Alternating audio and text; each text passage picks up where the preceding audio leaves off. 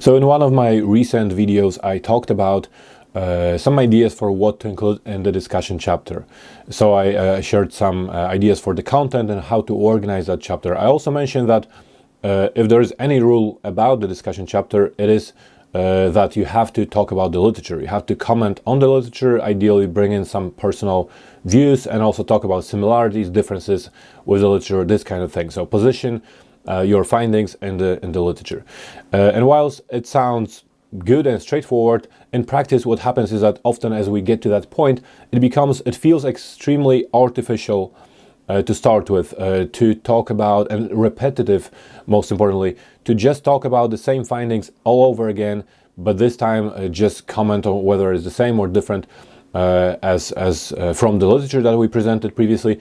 And secondly, the big problem is that we often don't even know, we don't realize what should we compare this to, like which literature we should choose.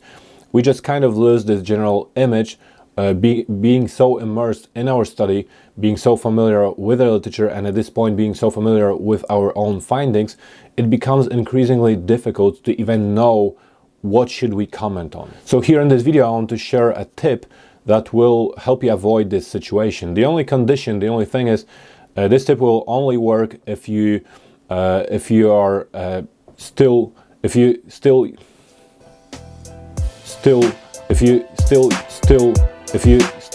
was a complex sentence.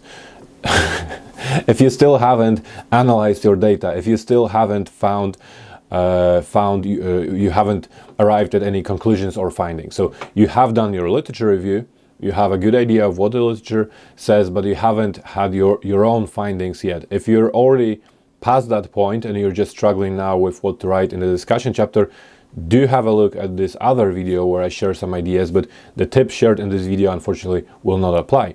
And why is that? Because the tip involves you creating a document or writing on a piece of paper at the point when you still haven't analyzed your data, but after you've done your literature review, writing down some reflections and expectations as to what is likely to emerge from your study.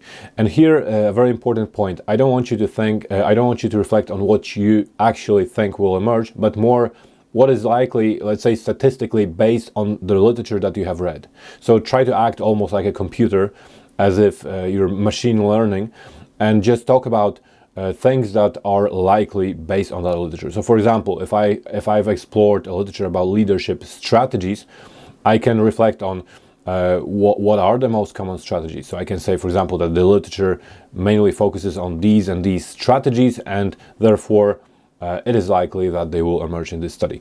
Or in terms of the challenges that leaders face, I can list all the most common challenges that the literature lists, and then again comment on whether it's likely that these challenges will also be found in this study. So it may sound a little bit weird, but the reason you're doing that is specifically so that when you reach the point where you have analyzed your data, you reach that point, I want you to revisit that list. So you have your findings now, you've talked about your findings, and now you're revisiting that list. So you have a very clear idea of your findings, and thanks to that list now you also have a very clear idea of how you felt based on this literature prior to having these findings that you now have. And what will happen is, because like I said, you are so immersed at this point in this whole study that it's very difficult to see that broader picture, but now it will be possible to see it. It will be possible to be slightly more objective as well. So before you even knew about your findings, this is what the literature suggested in terms of the possible findings emerging from your study. It just should make it so much easier. It has worked for me every single time.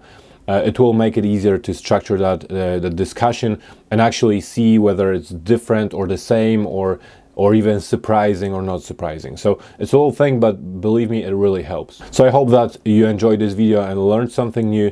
Comment under the video if you've used this strategy and how it worked for you or didn't work for you. Feel free to share any other tips for your discussion chapter, because like I said, it's a very, very difficult chapter to write.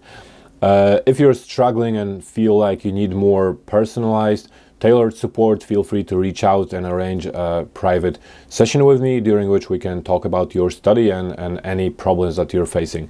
Otherwise, like the video if you learned something new and share it if you know people who can benefit from this instruction.